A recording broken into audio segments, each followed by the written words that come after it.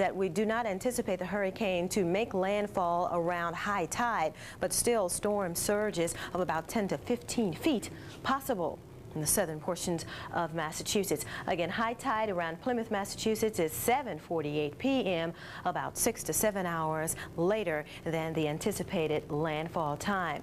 Jim, because of New England, this is a rare event, and people are apt to judge what they need to do by what they did in the past. A lot of people thought the Gloria sort of fizzled out before it got there, came in far to the west. We're particularly concerned about the people around Narragansett Bay because we think the eye is coming very near there. The hurricane's not going to diminish. The storm surge is going to be very high there. And I'm afraid some people will try to take action at the last minute, like to secure their boats for something like that. In the past, a lot of lives have been lost because people wait too late to do that. And bear in mind now, even though the wind isn't very high, it's going to come up very suddenly, so don't get caught someplace where you can't get out. Again, about 2 to 3 hours away, John, and perhaps... I don't think any more than that. Yeah, definitely about the Hamptons. And the people up there remember Hurricane Carol. This is probably more like Carol than any of the rest. It's as strong, I think, as the 1938 hurricane. It's coming in pretty near where Hurricane Carol came in 1954. Thank you, John. As John said, again, a whole different animal than Hurricane Gloria, so what you got to do it quick.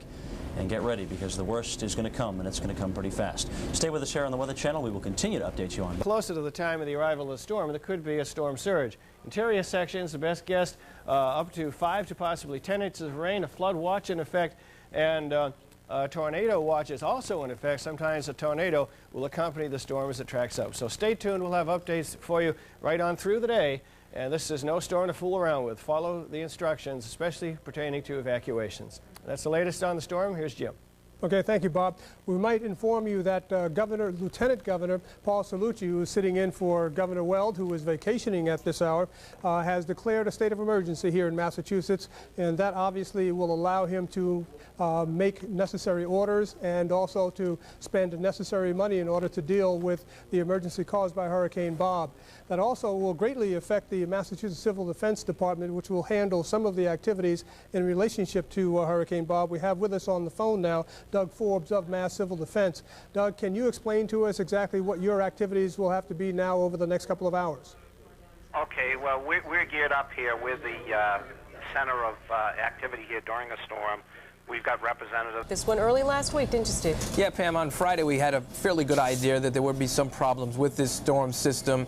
By early Saturday we felt that it would definitely be moving our way, and it turned into a pretty good hurricane. You know, we talk about the categories 1, 2, and 3, and to give you a better idea of exactly what that means, it's called the Saffir-Simpson scale. We're going to take a look at that right now. Each category represents what the wind damage can do. A Category 1 is a minimal hurricane of 74 to 95 miles per hour. It may cause a storm surge of 4 to 5 feet. A Category 2 is a moderate hurricane of about 86 to 110. That can cause a storm surge of 6 to 8 feet.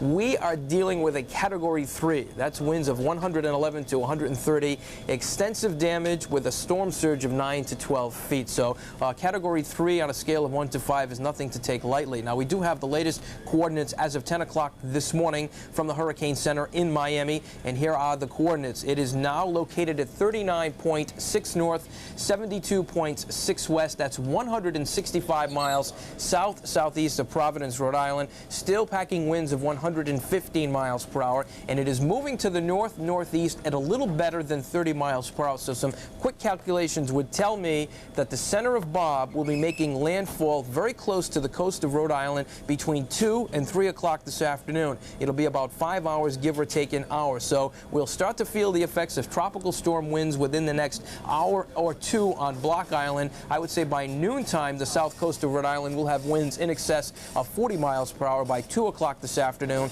hurricane force winds should be felt along all of the south coast of Rhode Island and southeastern Mass. So it's moving right along. It is moving on the exact path that the Hurricane Center had forecasted earlier this morning, and that would put it almost a direct hit across Narragansett Bay. So we're talking storm surges later this afternoon between 2 and 4 o'clock of perhaps 5 to as much as 15 feet above a normal high tide. So Bob is moving right along.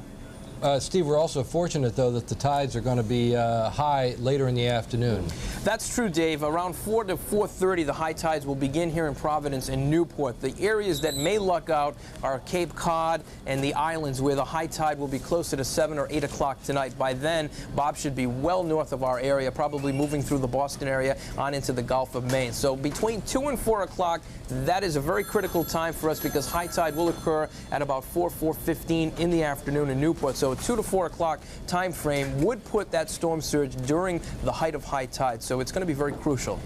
All right, thank you so much, Steve. And you know, one of the areas of Rhode Island that always takes it on the brow is my hometown of Warwick. And Tom Bryady is live in Warwick right now to give us the latest on the situation there, where I understand, Tom, that everyone in low-lying areas has been ordered evacuated. There has been an evacuation warning this morning, Pam, as you said, effective as of 11 o'clock this morning. All low-lying areas, specifically the Oakland Beach area, is to be evacuated. And unlike Massachusetts, where Paul Moniz has been covering the situation, of course, Rhode Island, the police and other civil defense authorities can force people to leave their homes. We are right at the tip of Oakland Beach here. You can look straight out there. All you see is grayness and black. But right down the end there, that's Narragansett Bay. All the way down, there is nothing to stop the force of the wind, and not coincidentally, that is right where the wind is coming from right now. Joining me right now is Warwick Mayor Charles Donovan, who has been making somewhat of a tour around the city this morning. What can you tell us from what you've seen, Mayor? Well, we're prepared for the worst. This is not a good situation at all, and we expect it'll be very much as bad as it was a few years ago when we had the big storm. But this is not good. But we're prepared. We have several centers. We have the Pilgrim High School, the Veterans High School, and Tollgate High School for evacuation purposes, and we would urge everyone, if they can't get to higher land with relatives, to get over to those centers. And we've started, as you said, 11:30. We're having everyone emergency evacuation of these low-lying areas, Tom. Okay, Mayor. Obviously, I'm sure you've been in touch with your own civil defense authorities. We've seen some police officers in the area. What kind of compliance are you getting with this order to evacuate? Well, very good. But I would also like to tell people that the emergency number is 738-2000. If you have any need at all, call that number, and civil defense people, police and fire people, and emergency people are there to take care of those needs right now. Okay. You're a lifelong resident of Rhode Island, if I am correct. That's correct. Can you tell me, is this the worst that you've ever seen? Well, I remember Hurricane Carol very much, and they tell me this is going to be just as bad, so let's not take this for granted. This is a bad situation, Tom. Okay. Mayor, good luck on your tour. Okay. Hope everything goes well. I know you'll be on the job. Thank you very much. That was Warwick Mayor Charles Donovan. Once again, we are at the tip of Oakland Beach. If a storm surge were to come, it is quite possible that it could occur here. We will remain on the scene here covering the situation until we are ourselves forced to evacuate by the Warwick Police. We'll have more as the situation develops. Reporting live from Oakland Beach in Warwick, I'm Tom Bryady. Pam, Dave? Thank you, Tom. And we mentioned earlier, if you're just joining us now, it bears repeating that when Hurricane Gloria hit back in '85, a lot of people didn't take it too seriously, and it wasn't, in the scope of things, as powerful as other hurricanes that have hit the area. But in the very area where Tom is now, I happen to be very near that point, reporting from Connecticut in Warwick, Connecticut Beach area. And I can remember trying to cross the street to talk to a police officer, and I felt like Sister Bertrille. You know, I was just about lifted off my feet and flying by. I mean, I've never experienced anything like it in my life. It is just a really scary experience. And certainly, if you're not a reporter, you don't have to be out in it. I wouldn't advise doing that, because Tom, it's very dangerous. You're still with us, aren't you, Tom? Yes, I'm here, Dave. All right, Tom. What are you seeing down there in the way of activity around you? Are there people leaving their homes there? Is there a lot of activity, or are people just being pretty quiet about it? People have, I'm not sure I heard your question correctly. I believe you asked how people are handling the evacuation order. Everyone that we have spoken to has complied. They've made no argument. There's been no discussion. There have been a few people that we have heard about who said they are going to stay in this area. But I'm wondering if their minds are going to change. In the last 35 minutes that we've been out here, the wind has picked up considerably along with the rain. Amazingly enough, if you look out on the water out here, there were actually some yachts out, some of them putting into Greenwich Cove, which is known as a fairly good hurricane hole, good protection against the elements, but actually some jet skiers and some other power boats that apparently were the thrill seekers that we've often heard of. that simply seem to be ignoring any warnings of the potential disaster that could occur in this area. Tom, do you see much activity in the way of people lashing down the houses, taping up windows, that kind of thing? When you travel through the area, do you see some precautions being taken? A lot of precautions have been taken. Actually, you can hear an emergency vehicle coming through issuing one last warning here. We're just down the street from if we can turn the camera, you can see that street. That's Cherry Stone's restaurant. That area is completely boarded up. We took some pictures of that a little earlier. We haven't had a chance to send them back to the station.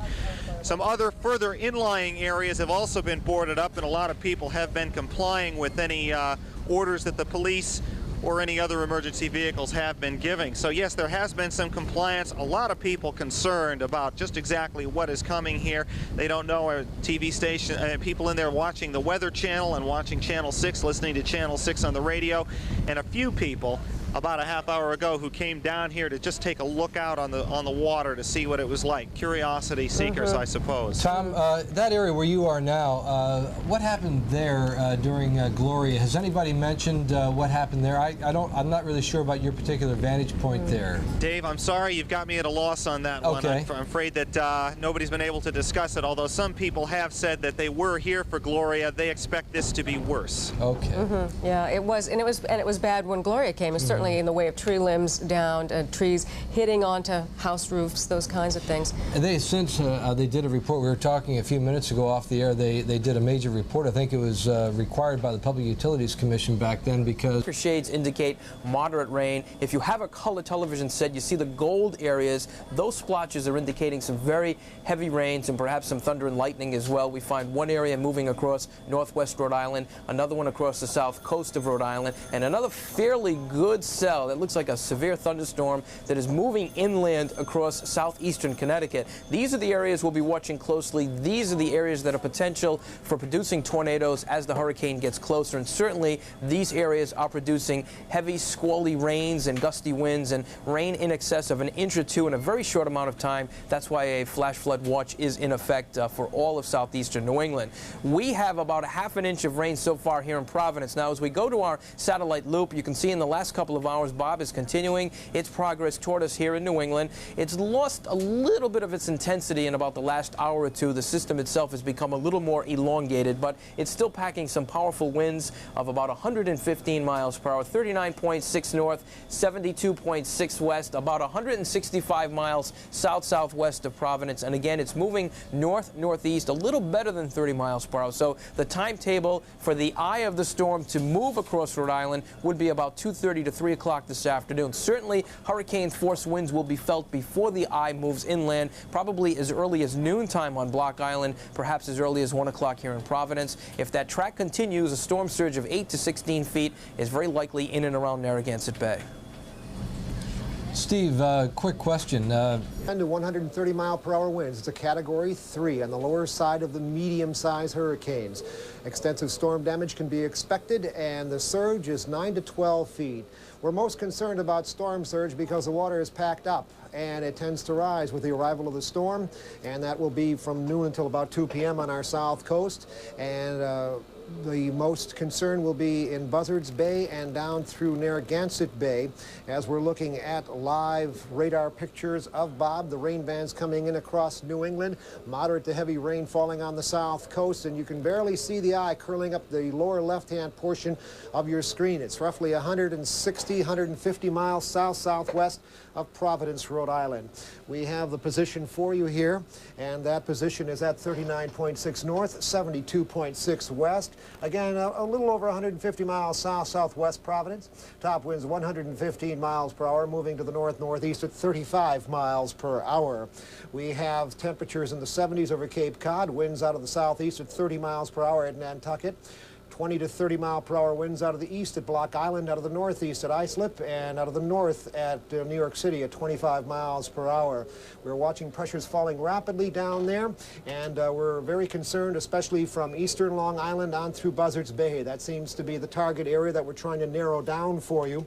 Right now, we're projecting right up through Buzzard or Narragansett Bay across the Boston area between noon and 4 p.m. We are getting some indications it's trying to curve a little more to the west, a little more to to the left. If that's the case, it won't be quite as bad out on outer Cape Cod. Nevertheless, it's too early to really say that for sure. So it does look a southeastern New England track on this hurricane is quite likely, be it Montauk on Long Island or be it up through Buzzards Bay. It's going to be coming nearby, and we are, again, concerned. Let's take a look at our forecast. Adams is at the stock market draw. And we want to mention again that we're staying here with our continuing coverage to keep you abreast of everything that's happening as that information becomes available to us. So many odds and ends that we have to mention, too. The bridges will be closing in less than an hour from now in our area. Most of the major bridges. Actually, in a half hour. In a half hour, yeah, right, from now. Let's go through them again, since we have people joining us at various times and maybe perhaps dropping out. In Rhode Island, the Jamestown Bridge, the Newport Bridge, and the Mount Hope Bridge, they will all be closed within less than a half an hour. At 11 o'clock, they're going to be closed because of the anticipated high winds. It will probably be in the vicinity of 40 miles an hour or better. And then at 11:30, the Braga Bridge is going to be closed, going over into Fall River from the Somerset-Swansea area, so that will be closed. The Brightman Street Bridge, for the time being, will remain open, probably because that's a much lower bridge and is not as susceptible to the higher winds. But certainly that's all subject to change at any moment, and that's why we urge you to stay tuned. We also have understood that the Cape Cod bridges are still open, and you can only imagine with so many people vacationing there this time of year, they probably wanted to let as many people get off Cape as possible if they could. They certainly have shelters set up there as well, from what we understand, at schools and senior centers in that area.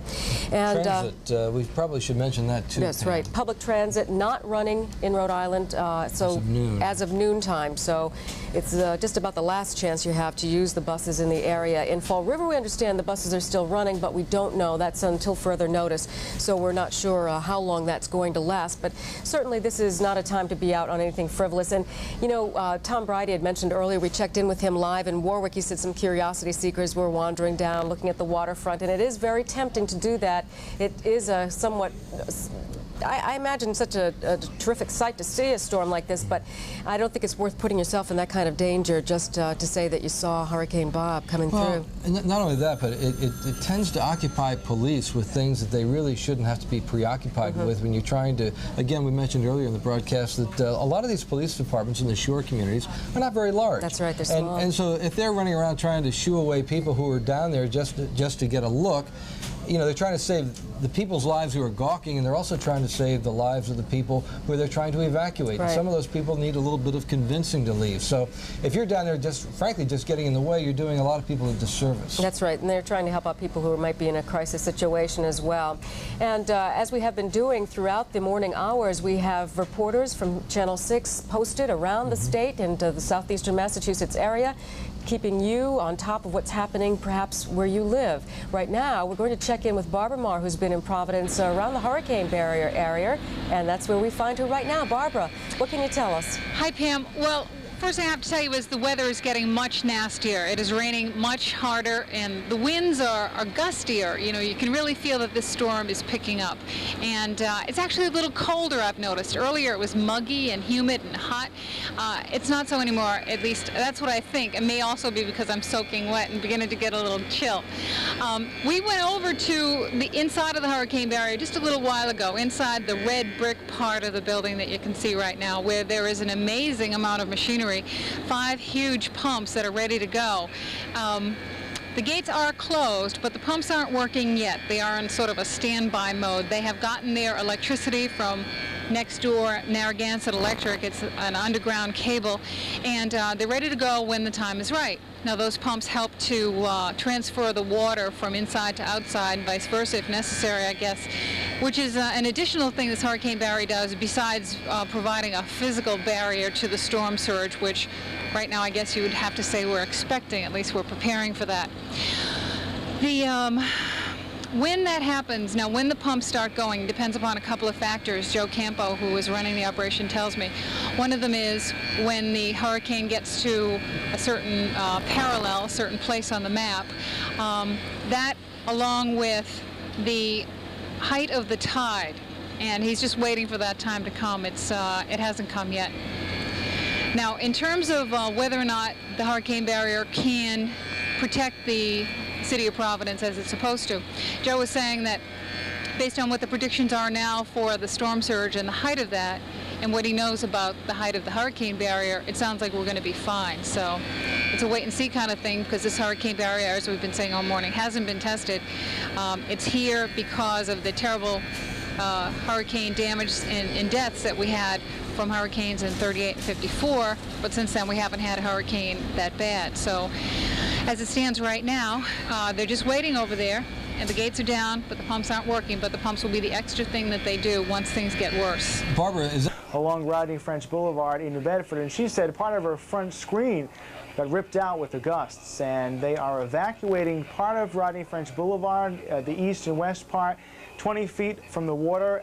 Police cruisers going by with loudspeakers asking people to leave and asking them to go to one of 2 shelters in New Bedford. The situation is pretty much the same in various other parts of southeastern Mass. People being asked to leave also in Fairhaven, on Wilbur's Point, West Island, and the western part of Sconnecut Neck. Now, we just understand a couple of minutes ago that they are closing or have closed the causeway, which connects part of the island, and they are shutting off all low-lying water mains at about 12:30. So that means if you live on West Island, you won't have any water or won't be able to use your toilet facilities after 12:30. So just a sort of an added incentive to get out of there if you are still there to evacuate. Also in Mattapoisett, they're asking people in the lower-lying beach areas there to evacuate. And in Fall River along Atlantic Avenue and parts of the Landing condominiums, they're asking people to leave as well. Now, we want to mention that here in this area there's an additional shelter we need to tell you about that is not on the list, and that is in Freetown. It is the Freetown Elementary School, and one of the selectmen just called a few minutes ago to tell us that that is open. On a travel note, there is a travel ban in Fall River. They are basically telling people if it's not an emergency and if you're not in an emergency vehicle, you will be stopped. And that started at 10 o'clock this morning, and they're only allowing travel again in emergency situations. And there are one of 3 shelters in Fall River that you can go to: Durfee High School, Talbot Middle School, and the Delisle School. Also, the Braga Bridge will be closing at 11:30 this morning, and the Brightman Street Bridge will remain open. Now, we told you earlier that the Hurricane Dike in New Bedford was supposed to be closing at 10 o'clock this morning, and I was just talking to one of the photographers who's out there shooting for us, and he called back to say that as of right now, it has not been closed. They're apparently still waiting for a few more boats to come in so that they can secure them. And that's pretty much how it shapes up from here in terms of on the Cape. The shelters are still operating, and the bridges right now are still open there. All right, Paul, and of course you were talking about transportation. We have an update in that regard here in the Rhode Island area. All roads are being closed as of 1 o'clock no matter where you live. It's a travel ban. The only people that are allowed to get through are emergency vehicles or someone who has a special pass. So you'll be stopped, as Paul had mentioned there. And then another update is that all the bridges in Rhode Island, the Newport Bridge, Jamestown Bridge, and Mount Hope, were scheduled to close in just about 15 minutes from now at 11 o'clock, but they have postponed that until noon so that everyone who has to get through can get through, because then as of 1 o'clock, all of the roads are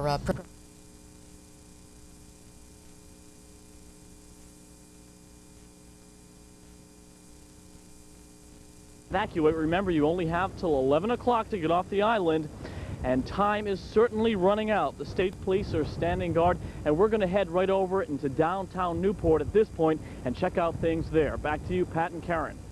Okay, Tom, we're told a late report here is that the bridges will remain open till noon, and I imagine that is because some people still are not yet off the island who wish to do so. So perhaps there is a little more time for them. Meantime, you saw the boat owners there.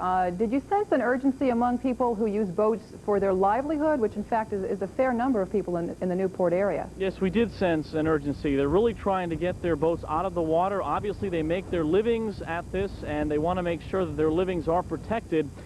Some of these people have been fishing these waters for many, many years, and remember the hurricanes back in 38 and 54, and just a lot of unpleasant memories still very much alive in their families. They often talk of those stories, and today it seems as though those stories could once again become a reality for those families. So certainly a great sense of urgency here, Pat. Now, Tom, did you travel over the Jamestown Bridge to get there, or did you go through Fall River?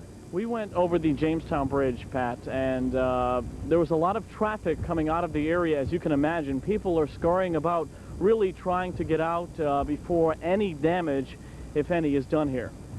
And Tom, there are those of us who might say that a trip over the Jamestown Bridge is not pleasant in a regular storm. How was it for you going over with these winds kicking up as they are? Extremely windy heading over. Looking down over the water, you could see the waves kicking up, and the situation out here is not friendly in terms of weather. Driving over the bridge, you can actually feel the bridge swaying a bit, and of course the winds have not really picked up yet to their maximum capacity that we're expecting a little bit later on. So I would not want to be on the bridge 1 hour from now. I know they've extended it to 12 noon, as you mentioned, but please, any people living on Aquidneck Island who have to get off, do so now, because you do not want to be on this bridge in the next few hours. Okay, thank you. Tom again reporting live from Newport. We hope Tom comes back to us via Fall River. And now we're going to rejoin... move themselves from close to the seashore when the winds reach over 100 miles an hour, which is expected to happen between 1 and 2 o'clock this afternoon. Do you have faith that they'll take care of themselves? Tim, you know where your brothers are.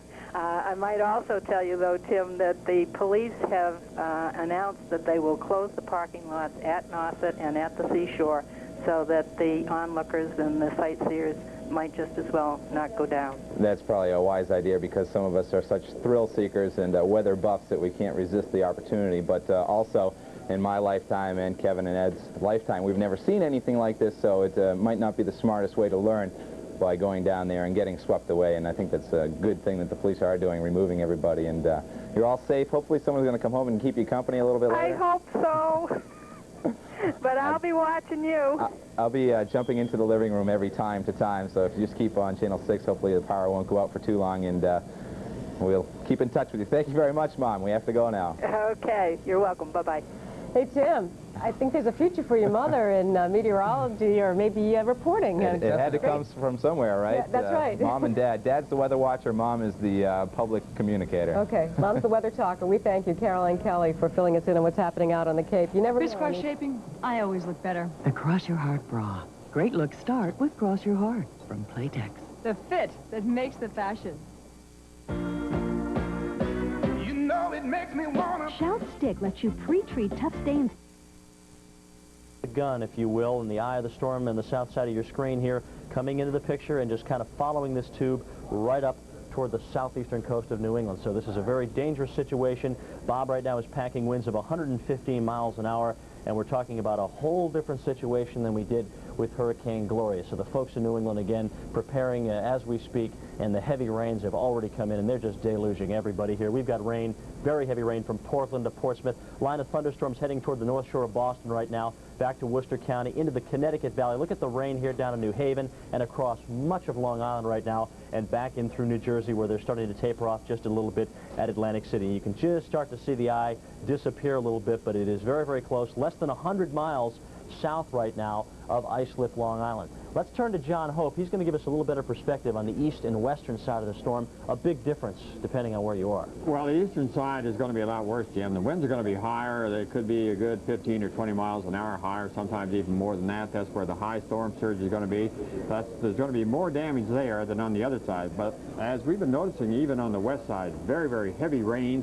Some of this rain is going to be enough to cause some inland flooding, and that's even on the west side. Also, we don't want to forget Long Island Sound, because the water is being propelled westward there, and that will tend to pile up in the western end of the sound. But in the bays, that's what we're worried about. Narragansett Bay, Buzzards Bay, the water is going to pile up at the heads of those bays. And the way they kind of are oriented, they're almost like a little inverted V. Yeah, so it's going to funnel right up into the bay. They will. That's exactly what happens. So some problems in the bays. Thank you, John. We've got Bob Skilly on the phone. He is from the Blue Hill Weather Observatory in Boston, Massachusetts, which is about 10 miles to the south-southwest of the metro area. They're at about 600-plus feet up, and they recorded the highest sustained wind speed during the 1938 hurricane. I guess the first question I have for Bob is, Bob, what was the wind gust that you recorded back then? 186 miles an hour. It was actually a calculated gust. The average 5-minute velocity was 121 miles per hour. And the anemometer we didn't have a meter that showed 186, but it was calculated from the 121 mile an hour 5-minute average. Bob, let's just say we're looking down the gun at this storm. Of course, it will be affecting Boston in some way. Let's find out what your weather's like right now up there. Right now, we're in the low clouds atop the hill. The cloud base is just down over the 600-foot summit. And we're looking at some light rain with occasional heavy rain showers. We've measured almost an inch of rain, 0.98 here, since midnight. And we've had a few thunderstorms earlier between 7 and 8 this morning.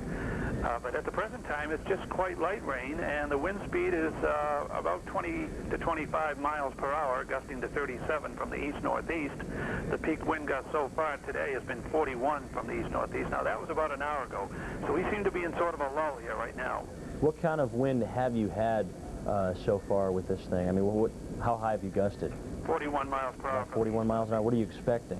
Well, historically, if the storm should stay to our west, and it looks like it's going to be very close, right.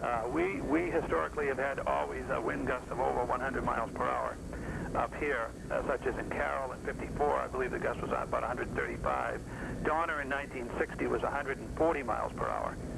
And, of course, the 38 hurricane, even though that went way into Connecticut, down the Connecticut Valley, right. The pressure gradient was enough to give us 186. Well, Bob, what's the mood like right now with everyone up there? Well, everybody sort of, we have a number of people here with the Weather Club, Blue Observatory Weather Club, standing around, and we're just waiting for things to start happening.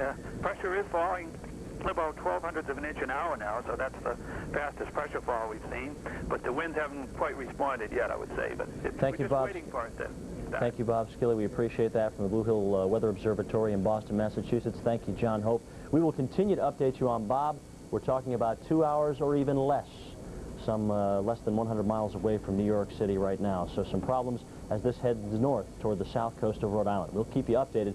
Let's go back to the studios now. Vivian's got the latest statistics on Bob. Thanks, James. And the latest statistics show the center of the storm is located about 115 miles southwest of Providence, Rhode Island.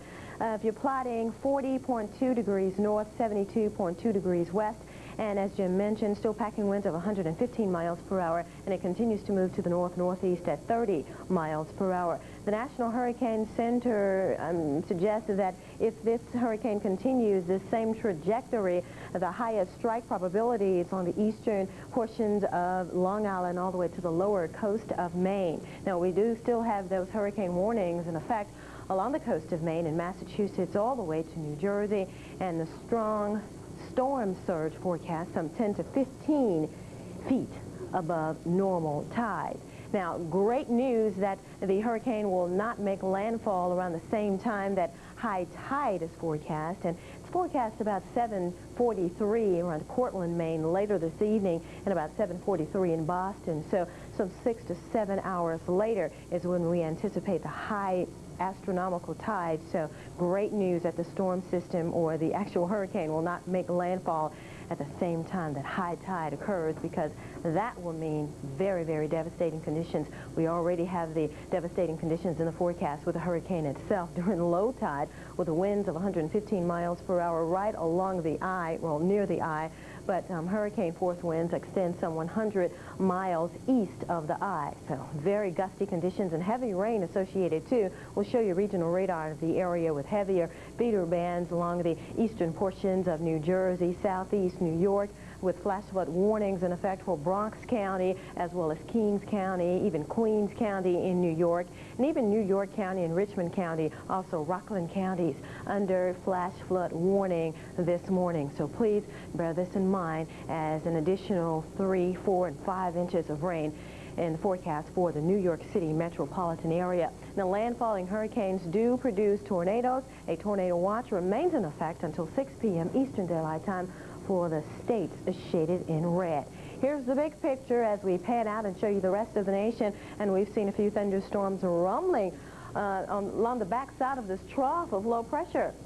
You know, thunderstorms have moved through the eastern portions of Indiana, well, actually southeast Indiana, moving into Covington, Kentucky. Now, Dearborn under a severe thunderstorm warning, that's right here, the county, and Claremont and Hamilton County near Cincinnati, Ohio, under a severe thunderstorm warning as they continue to race off to the east at about 30 miles per hour. More thunderstorms crossing North Ohio. Therefore, a severe thunderstorm watch remains in effect for this area until 6 p.m. Eastern Daylight Time. Let's check the forecast for the rest of your work week. This look ahead is sponsored by True Value. Got a tough job to do? You can do it with True Value hardware stores.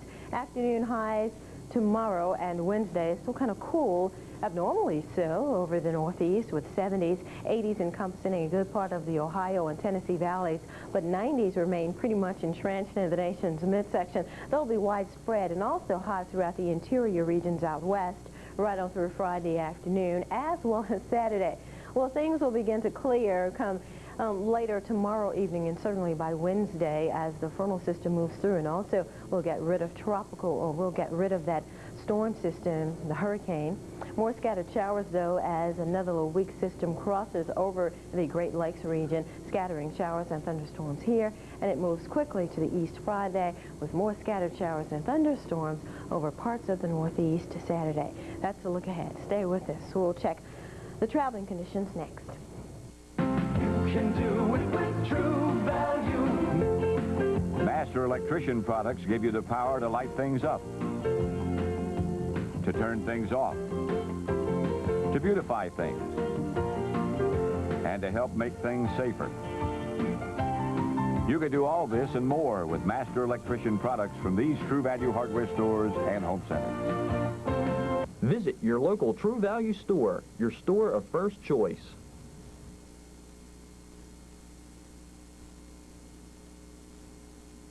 Take a minute to get the accurate weather situation in Europe. The international weather, 41 minutes past the hour between 11 a.m. and 5 p.m. Eastern, only on the Weather Channel. Now, your local forecast, accurate and dependable from the Weather Channel. Coming up, a look at your local radar. But first, the current local conditions.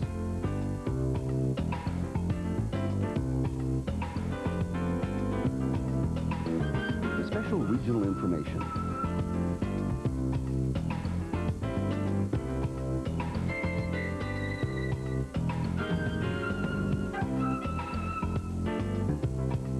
The regional forecast.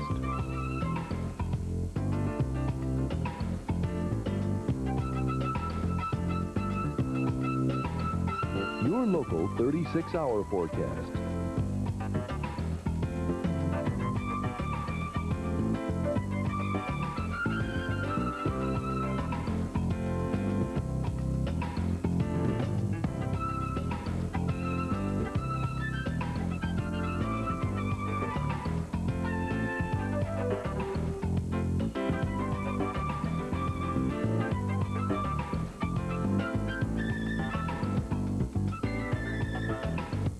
The extended forecast.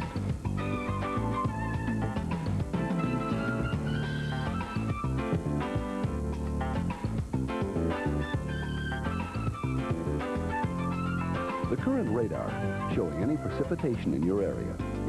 Intensity is indicated by the color code at the top of the screen.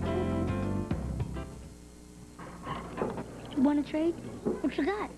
Give me an orange juice, I'll give you my sandwich. I got a sandwich. Give me an orange juice for my donut. Half deodorant. Deal.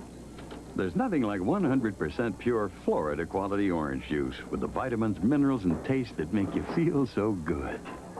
Hey, you drank more than half. I had to. My half was at the bottom.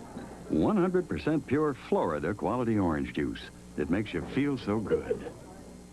You don't have to worry when rain keeps pouring down, because your home can take it, whatever comes around. Olympic Oil Stain has pure linseed oil.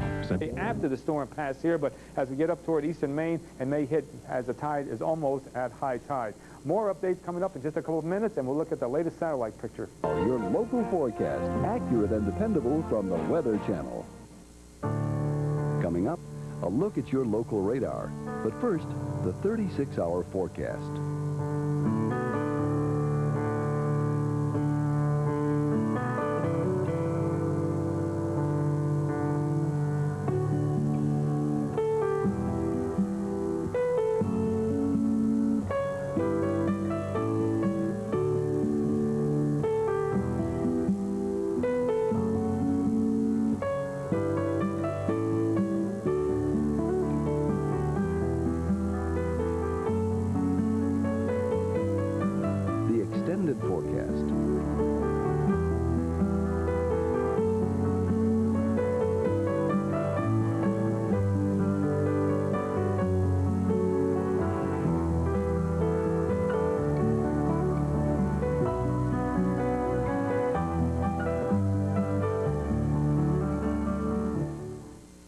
latest on Bob from the National Hurricane Center, call the Weather Channel Connection, 95 cents a minute, 1-900-288-8800.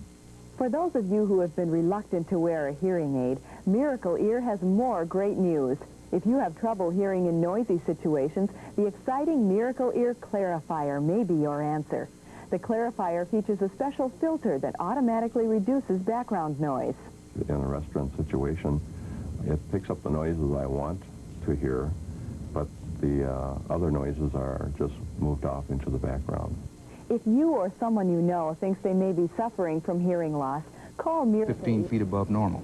Okay, on the map here we have Long Island. The eastern tip is right here. Here's the eye wall of the hurricane with the wind circulating like this, which means it pushes the water ashore here in Rhode Island and the eastern part of Connecticut, right on through the Cape Cod area, Nantucket area, right on up into the Boston area where the stronger winds are going to be. And that condition with heavy rains, possibility of an isolated tornado or two, are going to spread right on up into Maine by this afternoon. 2 points, Bob, and check me as we go along here. One is that as great a danger as the wind is, and it is a danger, the basic danger, the most important danger is rising water. That's correct. The storm surge on the coast and then the flash floods inland. That's where we lose most of our people. And what a lot of people don't understand is in the wake of these hurricanes, frequently tornadoes are spawned off on the edges. Exactly right. Some isolated tornadoes or two that'll be in those areas. And of course, all those big trees, you get into places like Boston with large buildings. Then you get strong winds there, glass flies, comes out of those buildings and so on. You mentioned Hurricane Carol in 1954, which came along about August 30th, 1954. That killed 68 people in the northeast United States. You see that as the closest thing to this current hurricane. That's the potential, and yes, we're talking about a storm very similar to that, and I'm a little concerned, Dan, because we're getting calls from people up there who say because of the Soviet Union situation, they're not aware of just how severe this storm is, and so we appreciate what you're doing. Well, that's a very good point, Bob. That obviously the Soviet Union story is a magna, I can't find the word, it's an right. Absolutely overwhelming international story, but for people in the path of this hurricane, Bob Sheets, you've seen many of these go. What is your basic concern, that people will take it for granted, not understand how big and how powerful it is? Yes, I think that's it. And what happens if you get that continuous coverage and they understand what happens with that storm surge, they see those reports, and then they realize you've got a severe hurricane out there. And Hugo, they knew it because of what happened down in the Caribbean. The people in Charleston did the right thing. And we haven't had that here. The event is taking place where the people are, and I'm concerned that they're not taking it seriously enough. All right, Bob Sheets, I'm at home. I live in a somewhat coastal area of Connecticut, Rhode Island, Massachusetts. I'm a mother at home with 2 kids. What should I do? What can I do? Right now, just stay inside because it's almost too late to take any other action. If you're in an area that has potential flash floods, then you need to move, because that's the kind of problem you can have. You start to get a little bit of a hills there, you get up there in New England, and so you get those potential flash floods, so you need to be taking those kind of actions. Otherwise, stay inside, don't be out there with your cars up and down the roads and all the problems that are going to occur out there, electric lines down, all those kind of things. And perhaps we can't emphasize enough, Bob, worry about the rising water, flash floods, immense tides, sea surge, all of those of real and present danger. Exactly right. We're on the immediate coast in particular where you get that storm surge coming in, and some people go out there, you know how the surfers are, they will get out there and look for that, and other people just got to go down and see the excitement of that, and I'm saying don't do that. Stay home and let the storm pass. By this afternoon, it ought to be clearing up fairly nicely. Bob Sheets, thank you very much. Bob Sheets live from the Hurricane Center in Miami, Florida. We'll have him on at intervals per hour. Now, take in mind that on the east side of the storm, you're going to have to add the forward speed, which is 35 miles per hour, add that to the wind, and you'll potentially have wind gusts in excess of 150 miles per hour, causing very, very major damage. Hopefully, all preparations have been made. You have your boat tied up, or you have all the other things tied down that will not be blown around, because they're going to be like flying missiles, believe me, when this storm hits shore. Okay, we have a few other things to talk about. The strike probability in about the same place again. It looks like right now it'll be coming onshore somewhere over Rhode Island, perhaps just to the west of Providence, and right over Norwood, Massachusetts, and up the Maine coast. And anything east of that is going to be really in for big trouble. To the west side of the storm, it'll be much weaker. They're going to get some strong winds, very heavy flooding rains, but at least the winds will not be approaching hurricane force except right around the eye wall itself. Okay, what else do we have? We have the storm surge. Could be as high as 10 to 15 feet in the bays. Of course, we have that funneling effect in Narragansett and Buzzards Bay coming up into a narrow ridge here. Otherwise, about 4 to 7 feet, could be as high as 17 feet in some of the bays. But fortunately, some of that's coming at times of low tide, so it's not looking too bad. It's bad enough, when I say it could be a lot worse. The hurricane force winds, of course, will be onshore very, very shortly. We do have that noticed here over eastern Long Island and Connecticut. Certainly tropical storm force winds are onshore right now, especially over the shoreline of Connecticut. And rains locally, 4 to 8 inches of rain. And, of course, could have been a lot worse if we had a lot slower storm. Times of high tide, fortunately, the storm will be passing here at times of high tide, so at least that'll be one saving factor. We'll be back with the Michelin Noon edition. There are two developing stories. Hurricane Bob, packing winds of more than 100 miles an hour, is on a collision course with southern New England at this hour. Both Massachusetts and Rhode Island have declared states of emergency on that. Now, we have reporters around the region standing by, but right now we're going to go to meteorologist Bruce Schwegler, who's in the weather office with the latest on when this hurricane will hit. Bruce, what can you tell us? I can tell you that the worst is going to be from right now through about 4 p.m., Liz. It's going to track right over the Boston area. We seem to have the track right on the money, right down the line, coming our way. It means that we're going to have strong southeasterly winds developing this afternoon. They'll then go into the south and southwest, let up somewhat later on this afternoon, then start picking up from the northwest. It means flooding rains. It means a tornado watch. It means flood warnings. It means that we're going to have a hurricane warning continuing in effect right on through the afternoon hours as it travels off to the northeast. You can see on regional radars the inverted U, that's the northern eye wall of the system, coming right up in the vicinity of Block Island on through Montauk, headed on a north-northeasterly track at about 35 miles per hour. Bands of blue, moderate to heavy rainfall are ensuing. As we're looking at this storm system that's going to track right up over eastern Rhode Island, across the Boston area, and on into Maine. The worst effects will be on the south coast of New England. It'll tend to lose some strength as it crosses through us. Nevertheless, we're going to have very high winds. What we're most concerned about is hurricane surge or storm surge. And this storm surge is going to cause tides to run on the order of 10 to as much as 15 feet above normal, in particular in the vicinity of Buzzards Bay and also perhaps Narragansett Bay. The high tides are coming up at about 4 to 5 p.m. down in those areas, but we are seeing the waters being packed into the coastal locales, and therefore we're going to be facing the most critical situation here for the next few hours, already starting down there. The winds are out of the east and southeast along our south coast at gusts to 50 miles per hour. Here they're at around 30 miles per hour. We're going to have a lot more weather information for you a little later on. In the meantime, we'll go back for more news from Liz. Okay, Bruce, we'll be checking back with you, of course, as the situation allows. The next few hours are going to be very important with this storm approaching the New England coastline, and there are potential trouble spots all over. One of the potential trouble spots, of course, is the South Shore, as Bruce has mentioned just a little earlier. Charlie Austin is standing by live in Scituate with the latest on the situation there. Charles? Well, all morning long, Liz, people have been coming down here to Scituate Harbor to pull their boats out of the water if they can, if not secure them safely. Only 85 miles now to the south-southwest of Providence. Those are the coordinates, 40.6, 72.0. Top wind still estimated 115 miles an hour with higher gusts, so this is a dangerous storm heading north-northeastward. And we'll be back later in the program with a complete update on how that storm may affect you if you're in eastern New England. That's it for now. Back to Jim. Thank you, Bob. Well, when Hurricane Bob arrives in the greater Boston area, sections of Cape Cod and the islands off the Cape are perhaps the most vulnerable. We have a series of reports now on how people in those areas are preparing. We start with News Center 5 Steve Frazier and Maria Rodriguez in Falmouth. Steve, Maria? Well, Jim, this is one of the evacuation centers that have been set up in Falmouth. There are 3 of them. We're at the Falmouth High School right now. It is similar to evacuation centers that have been set up and down the coastline here on the Cape. And we understand from a number of reports that those evacuation centers have filled up very, very quickly. Now, they are trying to make sure that everybody remains safe here. A state of emergency has been declared in a number of communities here on the Cape. And also, we understand driving bans are going into effect at this hour to keep people off the roads. The Coast Guard is also taking precautions to take care of its aircraft. All of its aircraft based on Cape Cod have been sent westward and are now at Chicopee. At 7 o'clock this morning, conditions on the Cape were calm. It was overcast, literally the calm before the storm. By 8 o'clock, the winds began to pick up some. Response so far has been Full, but I'm used to it. Ernest, much more. These effective techniques can be applied to every subject area. The tropical storm winds are already on shore.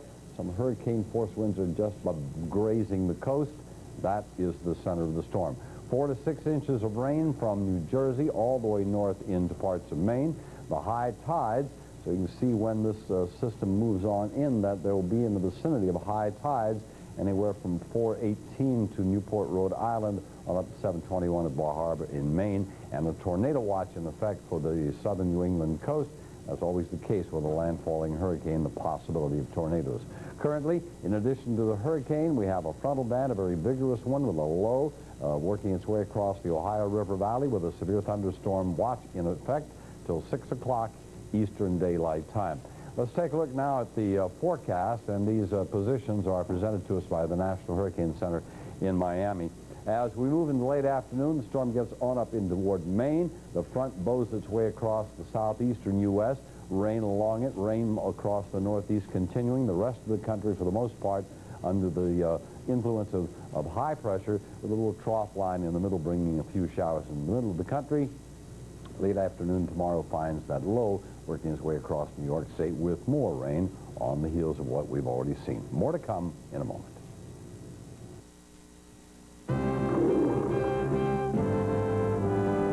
If your idea of savings is to put your money in a bank, wake up to the 1990s and the Dreyfus 100% U.S. Treasury Money Market Fund. The one and only 100% invested in U.S. Treasuries. Treasuries, the safest investment of all. Now, consider income. If you pay state and local taxes on your bank income, you don't with Dreyfus 100% U.S. Treasury. This unique fund delivered income higher, considerably higher than bank money market accounts, even higher in a state with income tax. Call 1-800-843-8169. For today's yield, a prospectus. Checking? Oh, free checking. This is Dreyfus. Save a better way with Uncle Sam and the only Treasury Money Fund free of state and local tax in 49 states. Sorry, Tennessee. Call 1-800-843-8169 and say it's Dreyfus U.S. for us. Now, your local forecast, accurate and dependable from the Weather Channel. Coming up, a look at your local radar. But first, the current local conditions.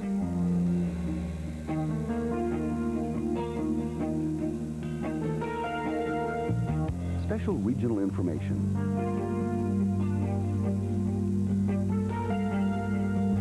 It's an extensive list of shelters in your neighborhood. Now, New England prepares for the worst as Hurricane Bob is headed our way. And Hurricane Bob, of course, is due to hit land, as we've been mentioning, sometime early this afternoon, packing 100-mile-an-hour winds. Let's go to Steve Cascione in the Weather Center right now for the latest. Steve? Okay, John, Hurricane Bob, if you haven't been listening or haven't been around for the last several hours, this is a dangerous hurricane. It is a Category 3. It's packing winds of 115 miles per hour, and it is still moving on a direct path that would take it right across Rhode Island within the next 2 or 3 hours. As we take a look at our satellite loop, you can see how that storm system continues to move along at a good clip. As a matter of fact, it's moving at speeds in excess of 35 miles per hour now. Here are the latest coordinates as of noontime: 40.6 north, 72 west, or about 80 to 85 miles southwest of Providence, Rhode Island. The central pressure of 959 millibars. It's peaked as far as intensity goes. It won't get any stronger, but it probably won't get any weaker either, and that's the key to the forecast. If it comes in during times of high tide, we're talking a storm surge of anywhere from 10 to 15 feet, and this would affect primarily Narragansett Bay and Buzzards Bay later on this afternoon between 3 and 4 o'clock. We're expecting landfall between 2 and 3 o'clock. Already near hurricane force winds are being experienced on Block Island at this very moment. Really, Steve, does that surprise you that this early in the day they're already experiencing those near hurricane force winds, or is that what you expected? It's just about right on track. It's a little after 12 o'clock noon, John, and we did expect between 2 and 3 o'clock for the storm system to make landfall. Now, that doesn't mean that the hurricane force winds come when the storm system makes landfall. These winds can extend as far as 100 miles to the north and to the west of the storm center itself, the eye of the storm. And there's a very good chance once that system comes inland, don't be fooled if you see the sun come out, and of all things, the winds go dead calm, because once the eye of the storm goes by, the winds will pick up from the northwest at the same hurricane force speed. So we're going to keep a very close watch on Bob, but within the next 2 or 3 hours, there will be a dramatic change in the weather outside your area. All right, well, needless to say, we will check with you again throughout the day, Steve, and your colleague Tim Kelly for the latest on the track of Hurricane Bob. Now, if you live in a low-lying area, you're being urged to seek shelter at higher ground further inland. If you don't know where to go, here is a comprehensive list now of the area shelters. In South Kingstown, there's the URI Keeney Gym. Also in Westerly, the Westerly High School, and in Charlestown, there's the Charlestown Elementary Schools. In Warwick, Tollgate High School, Pilgrim High School, Warwick Vets High School, and the Cranston Senior Center is also open for you. Elsewhere, in Newport, there's Rogers High School, Thompson Junior High, the Sheffield School, the Sullivan School, and the Underwood School. Moving along now to the Portsmouth. Here's your 5-day business planner and a reminder that tropical storm and hurricane forecast positions are provided by the National Hurricane Center in Miami. Late afternoon this afternoon finds Hurricane Bob continuing to work its way across New England and on toward the coastal areas of Maine. Now, it's going to be moving very rapidly. Right now, it's moving at 35 miles an hour. Winds are 115 miles an hour, and it's got a lot of land across before it gets in that position. It looks like it'd be coming in very near or maybe slightly to the east of Narragansett Bay. Back to the west of it, low pressure in control of the Ohio Valley with a cold front swinging into the southeast and rain, and the possibility for some severe thunderstorms in this vicinity of Ohio and Indiana as that low traverses through that area. Back to the west, not one, not two, but three great big highs, count them, and they're going to be assuring generally fine weather for that part of the nation. Late afternoon tomorrow finds the Hurricane Bob will be gone, zipping on up through the Canadian Maritimes. This low that's back in the Midwest now will be moving into Pennsylvania with more rain for them. Rain along the front down in South Georgia, Florida, and along the Gulf Coast. Temperatures behind the front will be...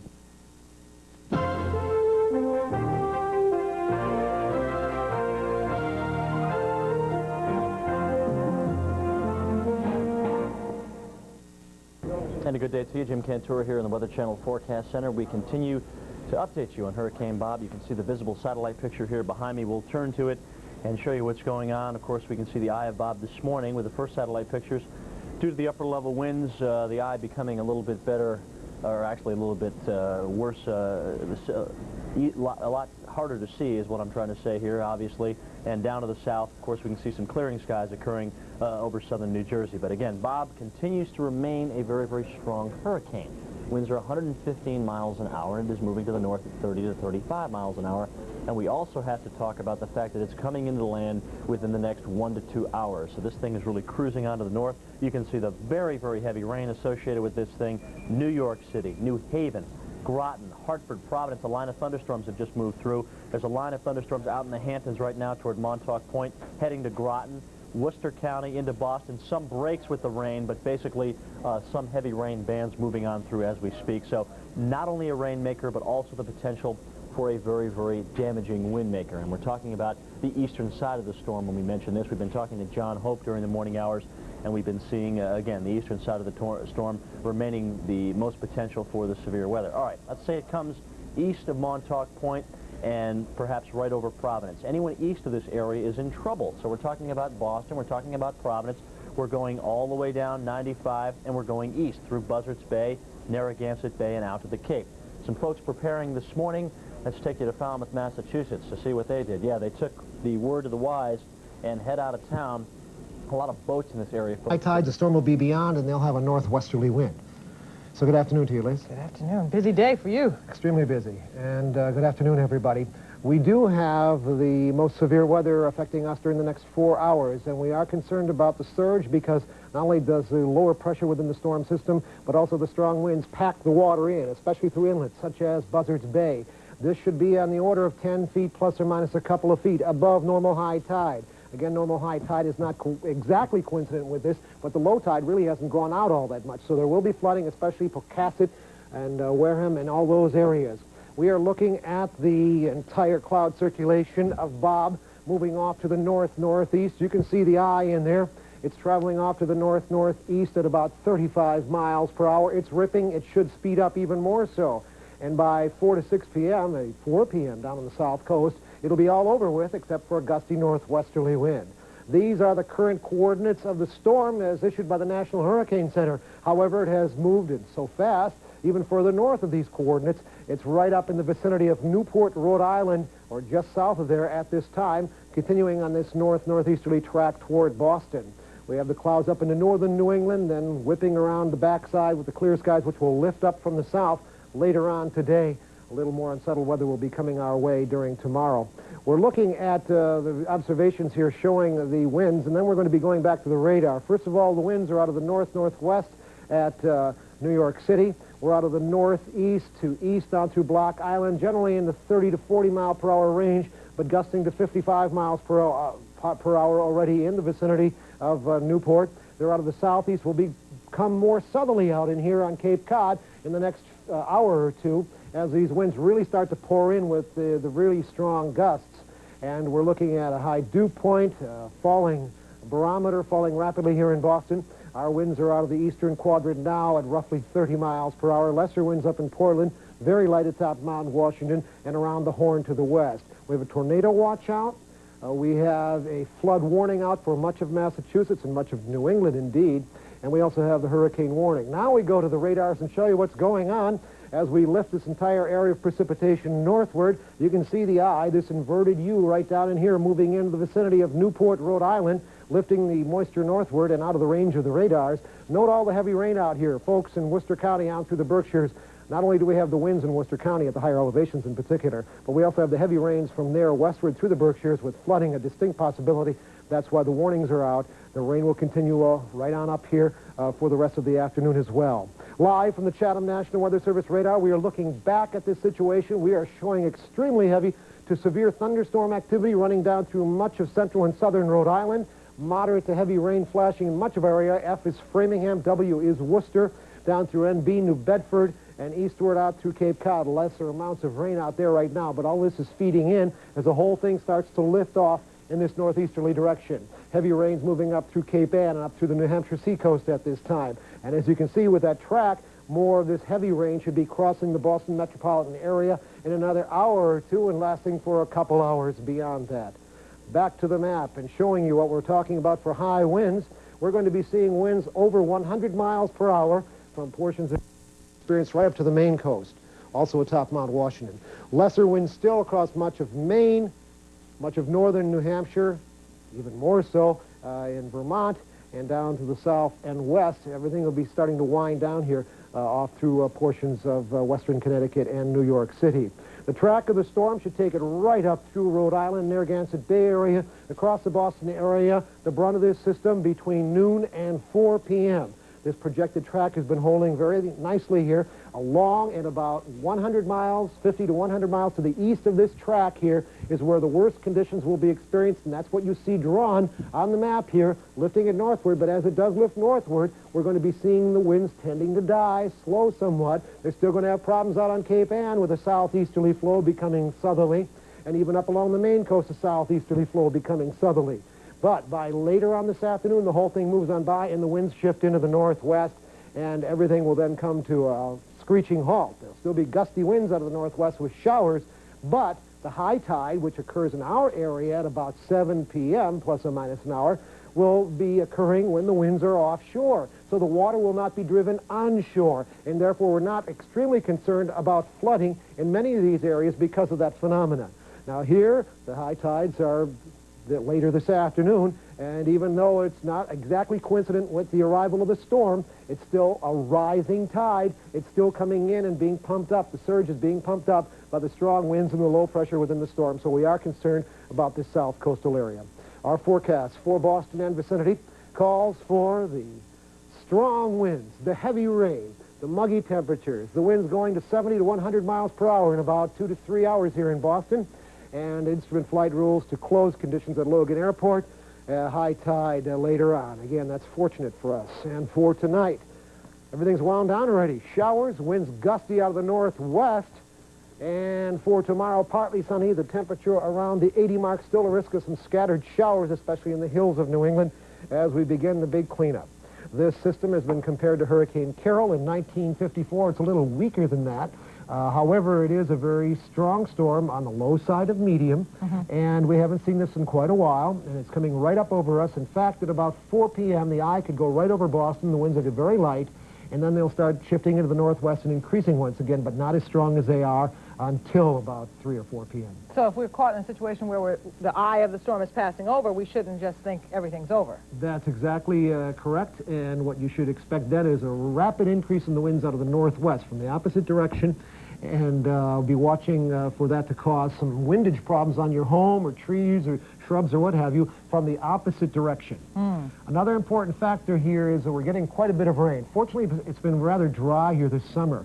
If we had more rain, the ground would not have the holding ability on the roots of trees, and we'd have even more tree damage. Don't get me wrong, we're going to have a lot of tree damage, a lot of power outages. However, with the ground not being extremely soaked and just suddenly all this heavy rain, it's not going to be as bad as if it were if the trees were really in a lot of slop in the ground because of previous week earlier heavy rains.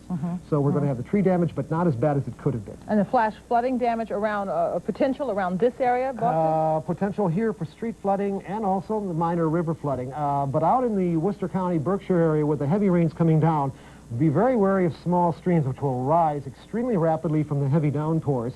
And flash flooding is a very large problem that can affect people living in some narrow, constricted little valley kind of locations. And when those rains start pouring down to the mountains, it all has to drain off rapidly. And so that could be a problem. Okay, Bruce, we will, of course, check back with you before this hour is over. The approach of the hurricane prompted many organizations to cancel normal business today. We have a list that includes school and college cancellations today.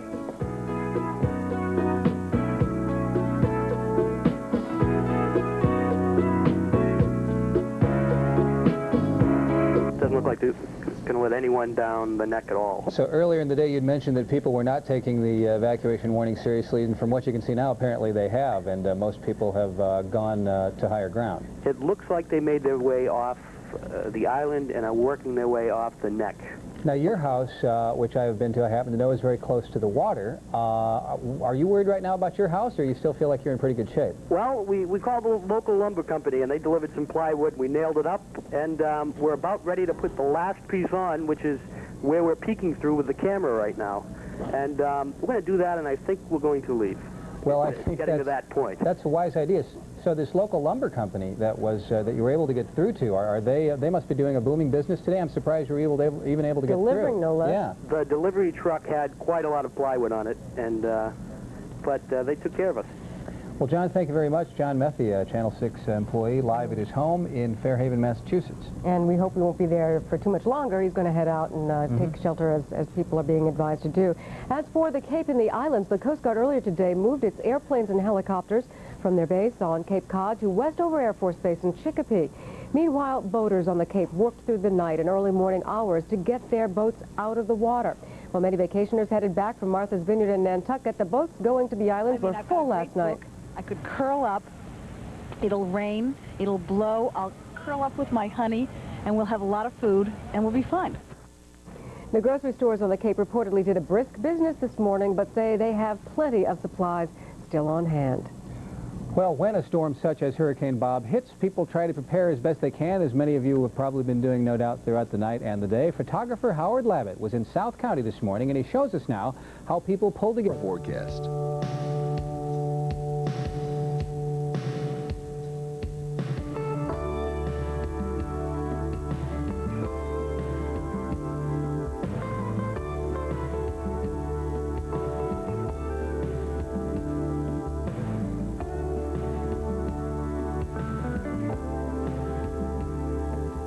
Special regional information.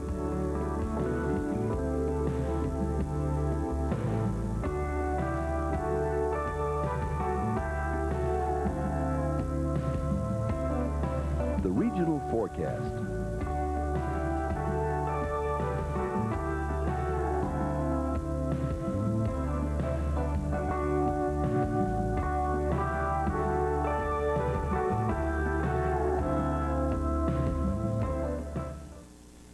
And now it's time for the Michelin Drivers Report, brought to you by Michelin and your participating Michelin dealers. Thanks to Hurricane Bob, we've got flood watches in effect from New Jersey all the way up into Maine. and that is where the hurricane is moving. Now actually less than 85 miles to the south-southwest of Providence, Rhode Island. There'll be more rain back into western New York and Pennsylvania, too, with a stalled-out cold front, and some big thunderstorms, too, as well for Ohio. Storm system is just south of us. You see it looping around. You can almost see a circulation with it. And note on the last indication, right about here, we have a lot of reds and oranges. That's very, very heavy rain down towards the area of the eastern Long Island, extreme southern Rhode Island, and this is torrential rain with very, very strong winds at the same time. As far as the hurricane is concerned, we get to the other computer system, and we'll show you where it is as of about 15 minutes ago. It's now very close to Newport, Rhode Island. I've drawn X's there to indicate the expected track of the hurricane somewhere in the area of Buzzards Bay, into the New Bedford area, and then out east of Boston. Now, west of the storm track, we're talking about situations of winds of, about 50 to 80 miles per hour. And east of the situation where this hurricane is, we're talking about stronger winds than that. So here's the proposed track right in here, probably in the New Bedford area, the Plymouth area, and then out over the ocean east of Boston. Now, when we track the storm like this, it's east of the storm that gets the heaviest amount of winds, the strongest winds. We expect the winds over the Cape at peak time, which is going to be in the next couple of hours, of perhaps 75 to 100 miles per hour. Now, those winds will be from the southeast. Now, on the other side of the storm, it's going to be sort of a nor'easter kind of picture in the Boston area, the North Shore up through southern New Hampshire and southern Maine. The winds perhaps of 50 to 80 miles per hour. So there's your difference. Now, the rains could be heavier on this side of the storm. There's a flood warning for the counties, including the Boston area, out through central Massachusetts and western Massachusetts, and that heavy rain belt's going to be coming through, so there will be some stream flooding, some basement flooding, and so this is something really to be concerned about. Now, the hurricane warning includes all of the coastal sections of Massachusetts all the way up the coast of Maine at the present time. There is a tornado watch out. However, this is a pretty normal thing that happens when a hurricane hits the coastline for the Weather Service to put out a tornado watch. So far, we've had no confirmed reports of tornadoes, and we may not get them. And if they do occur, they may be very small and rapidly dissipating storms. Now, as far as the situation is concerned as to when this storm will affect our area, it looks to me like you're talking it's going to be from where it is now to at 4 o'clock east of Boston. So you're talking between now and 4 o'clock from the area of Boston south, where we're going to get the brunt of this storm. Probably ending up in the Cape about 2 o'clock, and the brunt in the Boston area somewhere between 2:30, 3:30, 4 o'clock. After that, the storm gets north of us, and everything winds down quite rapidly. Now, if you're talking about tide situations and the potential of flooding tides, and we're talking about Narragansett Bay and Buzzards Bay, their high tide is 4:30 this afternoon. The storm's going to be passing them between 1 and 1:30, so that's about 3 hours before the intense high tide. So there will be a high tide that's higher than normal, but they're going to miss the real storm surge because that occurs when the hurricane moves right to the west of them at the exact time of high tide. And the high tide in the Boston area and points north, the North Shore of Massachusetts, the Portsmouth, New Hampshire area, the York, Kittery, Kennebunk, Ogunquit area of Maine is at about 7:30. Now, they may have some high tides there because the storm will be in there in the vicinity about 5 or 6 o'clock. So that's what we're talking about at the present time, talking about a storm that will be moving up. The brunt of the storm will be in the Cape area, the Buzzards Bay area, to the north and east, to the north and west of the storm. We're talking about the potential for heavy rains, winds of hurricane force. There's going to be some power outages, but the worst, once again, will be over the Cape and the islands, and the worst for all of us here in Massachusetts should be over by 4 o'clock or 5 o'clock this afternoon. That's it for now, Chet and Nat. We're going to be going down to Fall River and Amalia Beretta in just a minute, but I wanted to ask you a question, if you could maybe make your way back to the anchor desk here. We always hear that when hurricanes hit land, they lose some of their punch. Is that likely to happen with Bob? And to what extent do you think that could happen as Dickie trots over to the anchor desk here? He does his jog. There's a little bit of a jog to get back to the anchor desk. So, yes, I didn't get a chance to show you the satellite picture. And the satellite picture I don't know if we have, but the satellite picture from earlier today actually showed the eye of the storm. You could clearly see it. This will probably start to move in a few moments, but what we'll see is a clearly defined dark area in the middle. And when you see that, you'll see it shrinking and filling. That may be an indication that the storm is weakening. Watch this as it gets into the colder water. If you look at this very closely, you see that belly button shaped area. Well, it sort of shrinks in the last hour. And our waters are obviously colder than the waters off of the North Carolina and Virginia coast. So the maximum winds right now from the Hurricane Center, they say 115 to 120 miles per hour. I'm cutting that down a little bit on the Cape to 75 to 100 for just that reason. Well, that little bit helps. That little bit may help a little bit. So we'll watch that closely. We're going to really watch the Cape area in the next hour or two, because there's a major difference between the damage that a 75 mile per hour wind does as opposed to, let's say, 100 or 110. There's a major damage. And there are some obviously things that those of you who are veterans here in New England know that you need to do just before a hurricane. And if you're new to this area, you know, just secure what is outside that may be loose. If you have loose lawn chairs, the danger is they could come flying through a window. So make sure they're secure, empty garbage cans, that sort of thing. And as Dick has suggested, we are likely to have power outages in some areas here.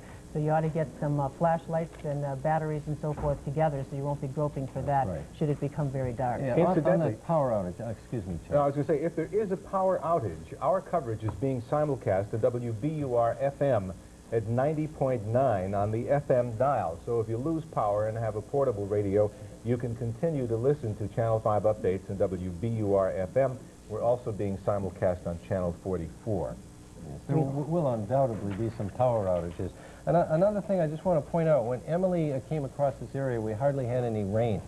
And that makes a big difference as far as the potential power outages, because if there's no water on the leaves and the trees, and there's no wind driving against the tree, no rain driving against the tree, that's an awful lot of weight that you've released. In this situation, even with a 60 mile per hour gust, maybe 65, there could be several trees down. So the winds don't have to be 100 miles per hour in the Boston area to have several areas with power outages.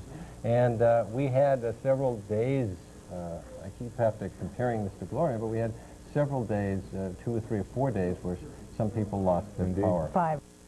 Some tiles being lifted off. It's an abandoned building, the Masonic building next to the Veterans Center, but just to give you an idea of how strong the winds are, they're starting to pick up now, and actually I'm seeing quite a bit of traffic on 95. I imagine maybe in a half an hour or so that might let up. Light. Everything else is just a light. Well, needless to say, the winds are strong. For no other reason, apparently just to station themselves there and to tell people probably to get off the roads. Now, the train station, the trains have been coming in.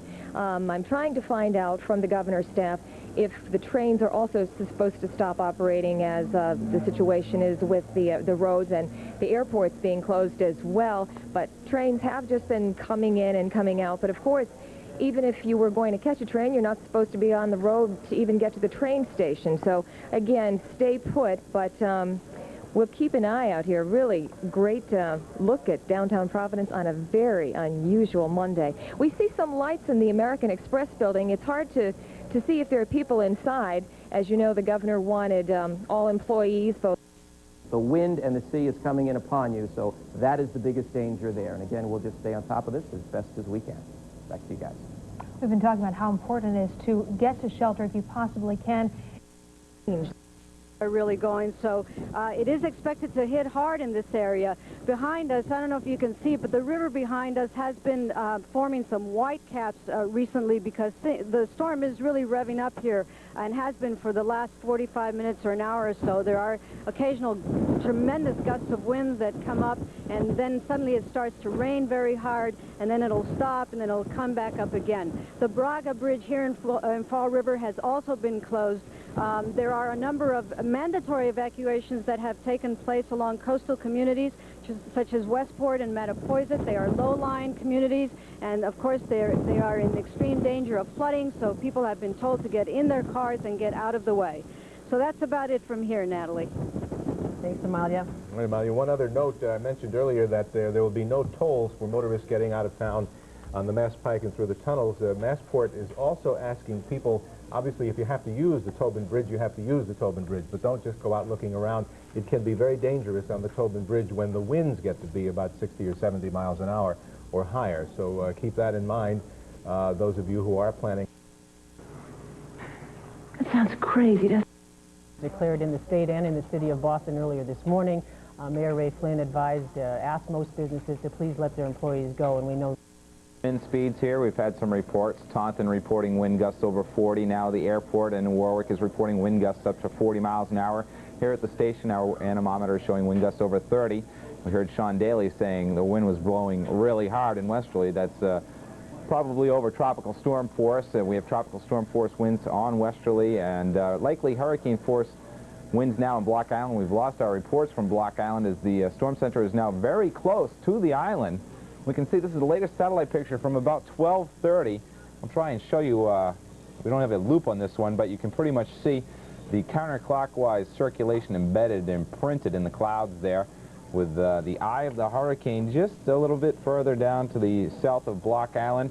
Still watching it track. It's right in this area right here and continues to move off towards the north. It looks like it's going to strike somewhere around Narragansett, come on shore within next hour, around 2 o'clock. We have the winds blowing from this direction, south-southeast on the Cape and the islands, and we have the easterly winds here in Rhode Island, northern Rhode Island, with the more of a northeasterly wind out towards the eastern portions of Long Island as the storm system is going to continue to move in this fashion. Notice down here, it looks like we have some sun shining now in southern New Jersey, so where there was a hurricane warning this morning in southern New Jersey, it's all gone by there. Now they're having a gusty but partly sunny afternoon. We have the latest coordinates for you as well if you're plodding along with us on your Channel 6 hurricane tracking chart. At 1 o'clock, the National Hurricane Center in Miami reports 41 north and 71.7 west. So we have this storm system closing in right here in Rhode Island.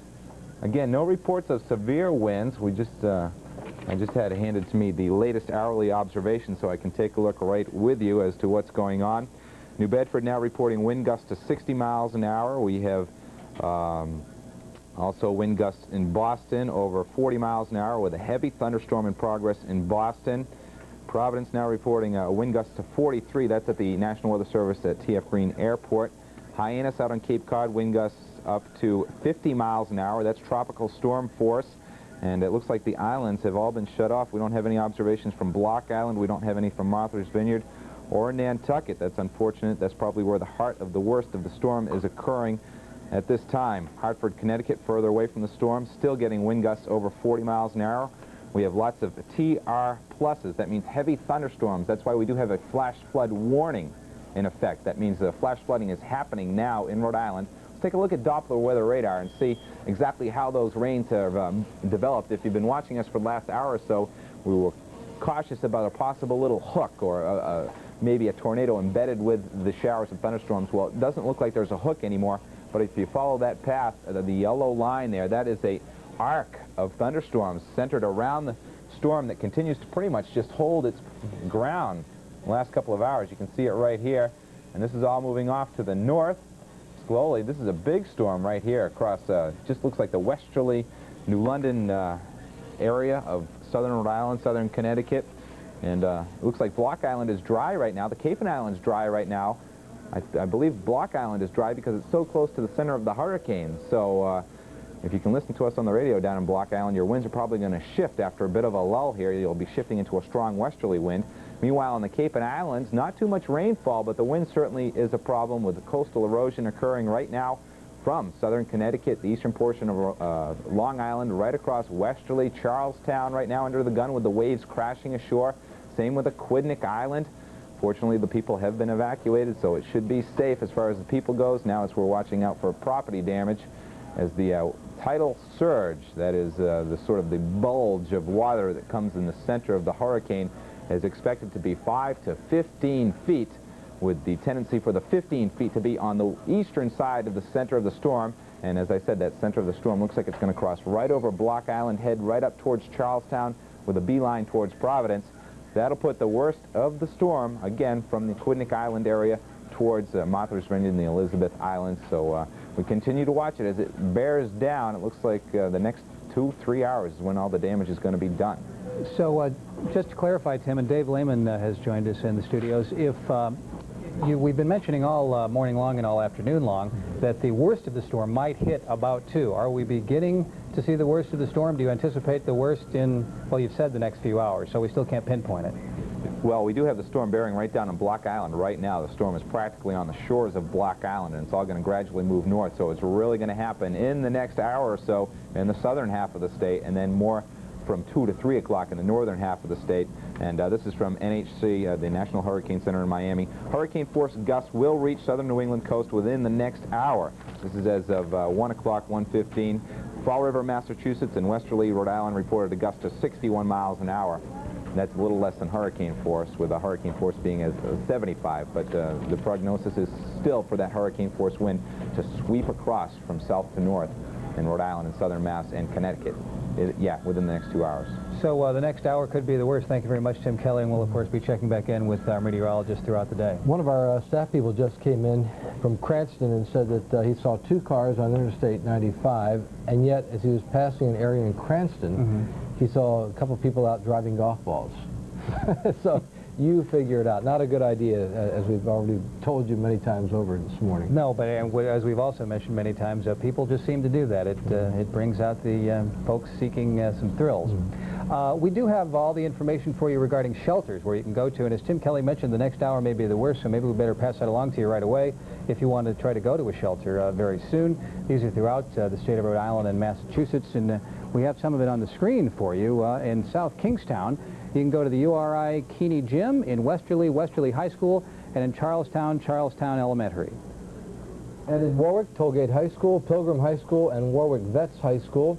And in Cranston, a shelter there is the Cranston Senior Center. Also in Newport, you can go to Rogers High School, Thompson Junior High, Sheffield School, Sullivan School, and Underwood School.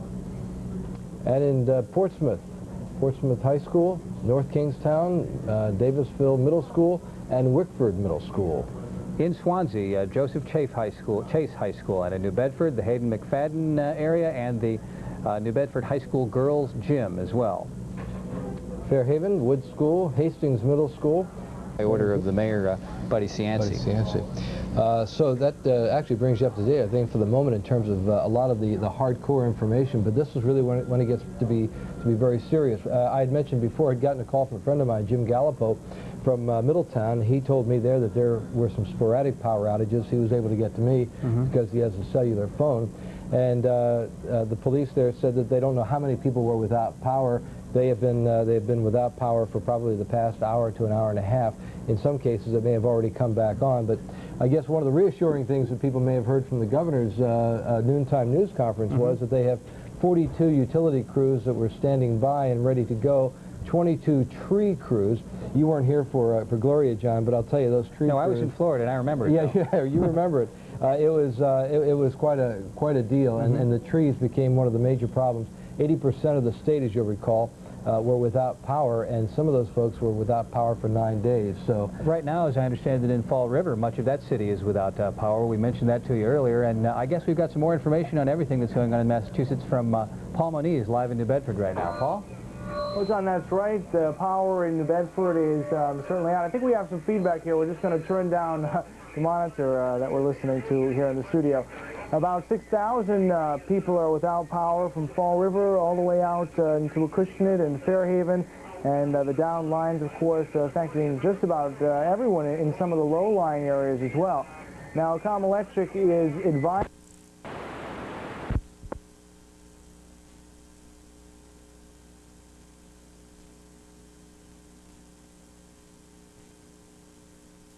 System will operate until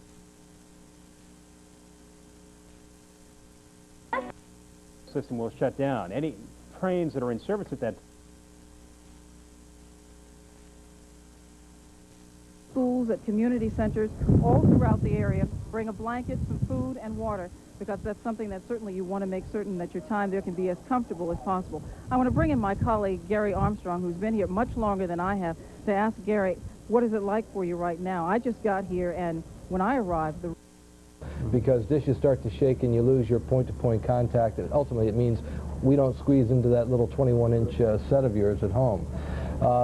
So essentially what we've heard is that the state is pretty well braced for this. We've had some warning on, as we mentioned earlier. I think Steve Cascione and our weather team had been talking about this since last Thursday and Friday.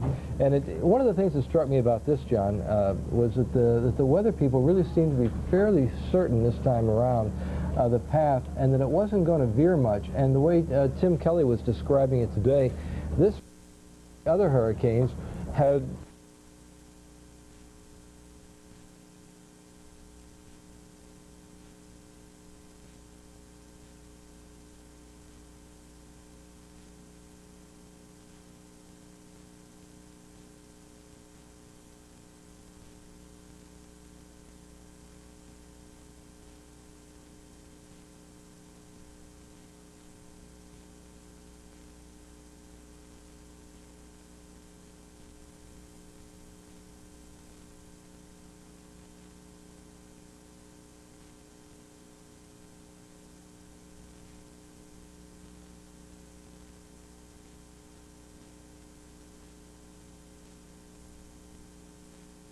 the destruction left behind by Hurricane Bob.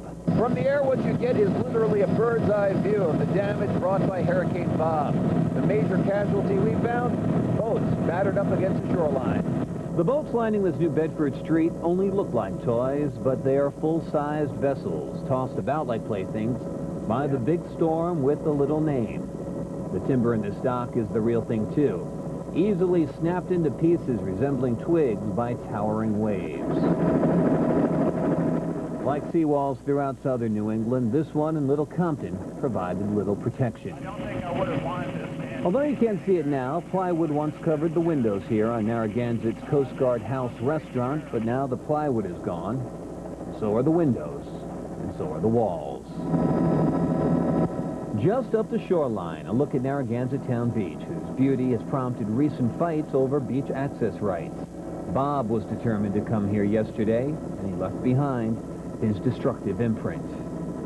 Block Island was one of the first places in our area to be bullied by Bob. The small island held its own. No major damage here, just boats beaten up and some buildings battered. The lighthouse at Point Judith is used to surviving storms and helping others make their ways through them. Today provided a picturesque backdrop for surfers enjoying the swollen waves left behind by a punishing storm.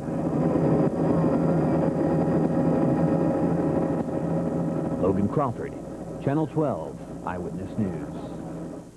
Even the airport where Logan's trip began wasn't spared from Bob's wrath. The wind whipped through Newport State Airport, flipping over a plane. If you have electricity tonight, consider yourself lucky. There are still massive power outages throughout the region, affecting many of your neighbors and relatives. Was exposed all the way to First. This was a familiar scene almost everywhere. Workers stringing together new lines trying to restore power. The president of Narragansett Electric told us this is the worst damage he's seen in 20 years. Here's a list of the haves and have-nots. About 150,000 people in Rhode Island still don't have electricity. This includes 113,000 customers of Narragansett Electric and 7,100 customers with Blackstone Electric. Massachusetts also took a beating. 500,000 customers don't have electricity tonight. The companies urge you to be patient and please avoid live wires. We know it's hard to be patient when you're several days before he determines and other officials determine if, in fact, Massachusetts is eligible for that federal aid.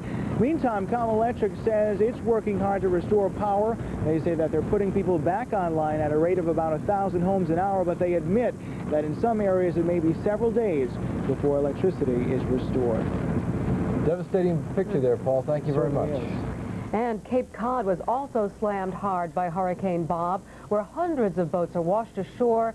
Many homes are damaged, some are just gone. ComEd estimates more than 200,000 customers in the Cape and Islands are without power tonight. And tens of thousands of people are still without power tonight, but the situation is slowly improving. Narragansett Electric says 100,000 customers remain without electricity. That's a third of those who were without juice after the storm. Newport Electric has some 18,000 customers still in the dark. And Blackstone Valley reports power restored to all but about 7,000 homes. Included in the downed power lines are a set hanging over 195 in East Providence. Hurricane Bob broke the poles hold of them high above the highway. But the lines are above the traffic, and Narragansett Electric says they pose no danger to motorists. The crews are still working on them as we speak. And this is the scene live tonight in Tiverton, where a big tree has fallen across power lines. Sean Daly joins us tonight from Tiverton. And Sean, how are the repairs going? Pam, I have to say slowly. Remember, we get our power here through a relatively antiquated system of cables and poles, not the high-tech systems we're so used to in this society. So when Mother Nature messes with those cables and poles, as she obviously has here in Tiverton, there's no magic button, unfortunately, to fix everything. It's really just a lot of long, hard, and slow work, and that produces frustration. Right now, I've got some formula, some bottles, some orange juice. This is corn, and 5 pounds of chicken wings. 5 pounds of chicken wings? Yeah, well, we're having a christening on Sunday, and that's in anticipation of the christening, so I need my stove to cook it, but I don't have the electricity. So. Nice timing. Yeah, well, I know it couldn't have happened at a worse time, really. Of course, in 1991, when is a good time to lose power? Work crews spent the day scrambling to fix the damage as quickly as possible, but the repairs take time. It's not flipping a switch. It's not a quick fix. It requires hours of hard work, and that's worst case scenario. How long? Week, 10 days? It could take that length of time, and I think we're going to do our darndest to get restoration as soon as possible. Repair crews from up and down the East Coast are coming to help. They're starting with the lines that serve the most people and working their way down to lines that serve fewer homes. Most people should get their power back within a few days, but people in more isolated areas will wait longer. Helga Lease is one of the lucky ones. She got power this afternoon. You seem relieved. Very, very. Now I don't have to worry about the food in the refrigerator and the freezer anymore, and I can cook my chicken wings, and I can have my 30 to 40 people over on Sunday and not have to worry about anything.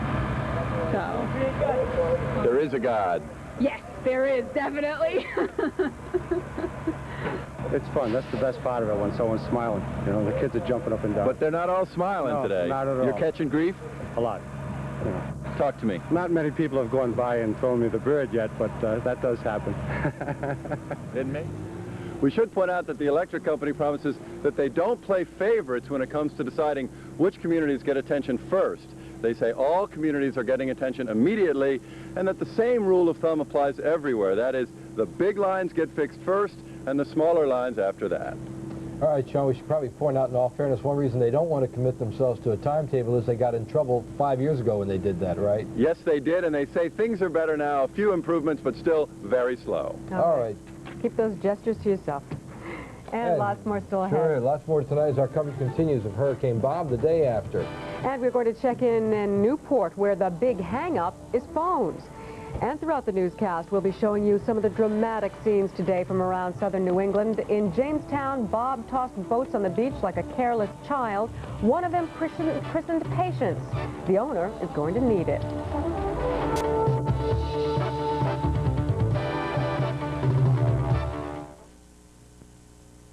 To get rid of her gray, my wife can spend 40 minutes.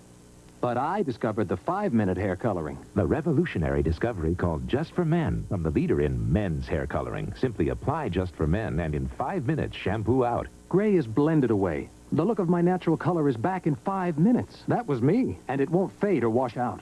My hair takes forever, but you look great in just 5 minutes. The look of your natural color in just 5 minutes with Just for Men.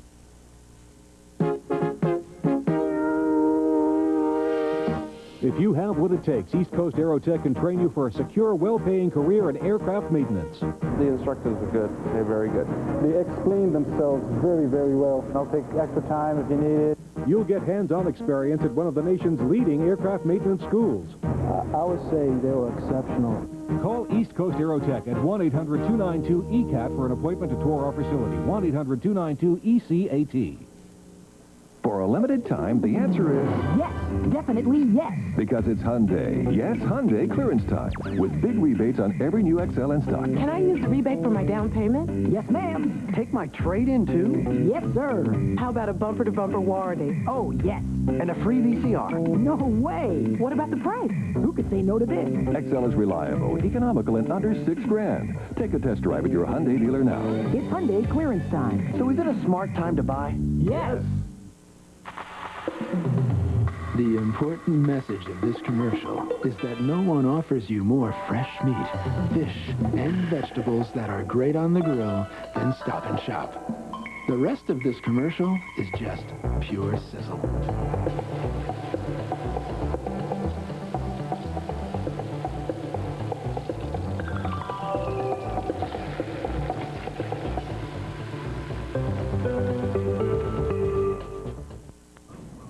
Now, if you're affected by Hurricane Bob, as many of us are, and you have no electricity, no food, the Red Cross has opened 3 places where you can go to eat.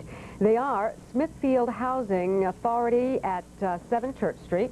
And Pawtucket Fire Station number 3 at 7 Columbus Avenue, and North Smithfield Police Station. That's located at 575 Smithfield Road. That one opens at 7 o'clock tonight. And if you're having trouble making telephone calls to some areas today, well, once again, you can thank Hurricane Bob. Main cables to Newport, Block Island, Jamestown, Fall River, the Cape, and South County have all been damaged. Crews right now are making those repairs. Power outages have also affected phones in the area, and New England Telephone is setting up emergency generators to try to resolve that. Well, Bob hit Newport beaches very hard. The waves are still angry out there today, where yesterday huge waves poured over the beach, shattering the seawall and carrying tons of sand onto Memorial Boulevard. Today, Department of Transportation bulldozers were out moving all that sand back. The waves also crushed several of the eastern beach buildings. The crushed bathhouses are a new tourist attraction there. And still ahead, important information about insurance coverage for hurricane damage and how Bob is hitting the economy. But first, another view from the day after. In Bristol, the historic boathouse at Blythewold Mansion was just washed out, almost washed away, and some of the beauty of the Arboretum has also been uprooted.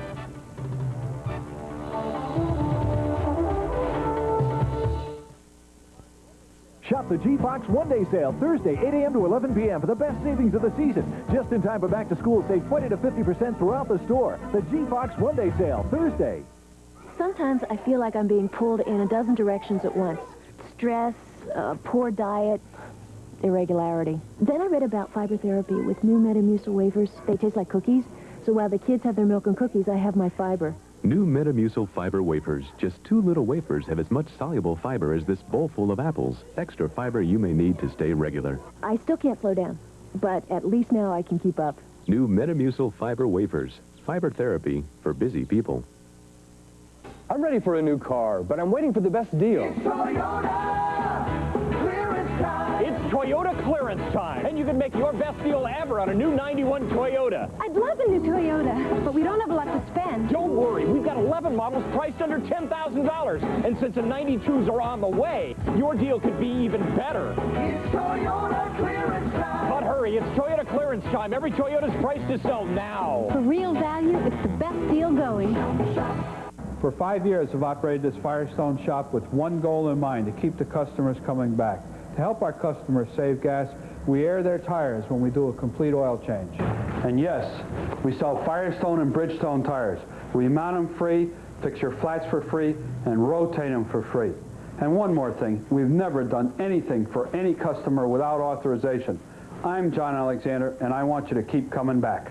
John Alexander's Firestone, 521 North Street, New Bedford. Well, trees are down all over the state. Who pays for the damage they've done? A very good question, and also a very complicated one. Our team report continues tonight as Barbara Marr tells us it really depends upon the circumstances as well as your insurance policy. Seeing your tree has landed on your truck is bad enough. Hearing you have to foot the bill is another thing. I just called my insurance. See what they say. What did they say? Well, they said my truck's not covered. Why not? They said it's not on the homeowner's insurance. Even though it's on your property? Yeah, that's what they tell me. Turns out Ken Barber needs comprehensive insurance on his truck to cover flying objects. because homeowners' policies in Rhode Island generally won't pay for damage to vehicles. If that surprises you, listen to this situation. One tree fell on my house, and one tree fell on my neighbor's land. Both trees were on Al Mastrostefano's property before the storm. Will his homeowner's policy pay for the damage and tree removal? The tree falling on my neighbor's land will not be covered because it did not cause any property damage. The removal of the tree from my own home will be covered because it did cause property damage. Experts say the key is the tree had to cause property damage. So who pays to remove the tree that falls on your neighbor's property and doesn't cause any damage? Your neighbor, unless he can prove you were negligent. If you have a tree and you know that it isn't in a stable condition, or you know that it might fall over, then you might have some legal responsibility there. On the other hand, if the tree is very sturdy and very strong, and you could not have foreseen that a storm of this nature would come by and uproot it, then you probably are not responsible. So before the next storm, check your insurance policy and check your trees. Barbara Marr, 6 News.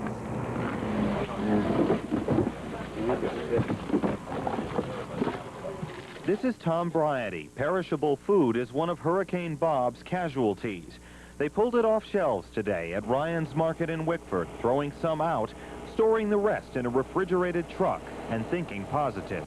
Yeah, we're not in bad shape at all right now. Only thing is we're not open for business. But lots of places weren't open. Electric Boat canceled its first shift. So did Stanley Bostitch. Showcase Cinema planned to reopen after being forced to cancel its movies last night. The lack of electrical power is affecting different businesses in different ways. That florist shop is closed, this sandwich shop over here is open, and that baseball card shop is open but only operating on half power. Some businesses thrive. Danny Perillo's glass shop got plenty of calls, but this seafood and deli shop lost $5,000 worth of lobster when the power went out. They cooked what they could, but need ice for the lockers. You're at 50 degrees and we're trying to bring it down. That's why we're out getting ice right now, to salvage the product. And what happens if you don't get ice? Well, then the product is NG. No good. Most people appear to be keeping Bob in perspective. we've been here for over 100 years, and we have a lot of faithful customers, and I'm sure most of them will be back when we get open. Still, it's hard to estimate how much business was lost. Lost by wind and water. Tom Briety, 6 News, Wickford. Both Electric Boat and Stanley Bostitch, by the way, had power restored in time for workers to report for their second shift this afternoon. And Rhode Island Governor Bruce Sunland said today it may cost Rhode Island more to clean up from Hurricane Bob than for Hurricane Gloria back in 1985. But federal disaster teams are making their own assessments. Ann Doherty spent the day with the governor out touring the state. In a National Guard helicopter from the State House lawn, Governor Sunland took off for a first-hand look at what Hurricane Bob had left behind. On the West Bay, the most striking damage was in Narragansett, where crews already had started working on the Coast Guard house. But for the most part, although many homes remained boarded up, they escaped damage. Westerly also looked undamaged from the air. On the ground, it was a different story. Several boats had been tossed on the rocks. But you'll be able to get it out here on a trailer? This 42-foot boat broke free from its mooring. Well, I wish you luck getting her back on the water again. Well, I'd rather have this than a loss of life or something like that. Up the road in Misquamicut, waves and sand washed across the road. This is eroded. All the sand, the beach is eroded. Back in the air, heading to Newport, several boats were pushed up on the rocks. But again, a closer look shows where the damage was evident. At First Beach, cabanas knocked over. The roadway we're now standing on was completely blocked with sand this morning. Beside that, police say 530 of Newport's 544 streets had some kind of damage, even near the mansions, even on Ocean Drive. For repairing these and other damages across the state, Governor Sunland is looking for federal help. I would think so. I would expect that the damage will be equal to or greater than it was during Gloria, and Gloria was $20 million. And that time, the federal government did help. Ann Doherty, 6 News, Newport. By the way, federal officials told me minutes ago they hope to have a number on the damage estimate by tomorrow night at this time. When we come back in just a moment, just what you didn't want to hear. More rain. Steve will have the forecast tonight. And here's another scene from the day after. In Providence, Bob brings pollution. The runoff from the hurricane could push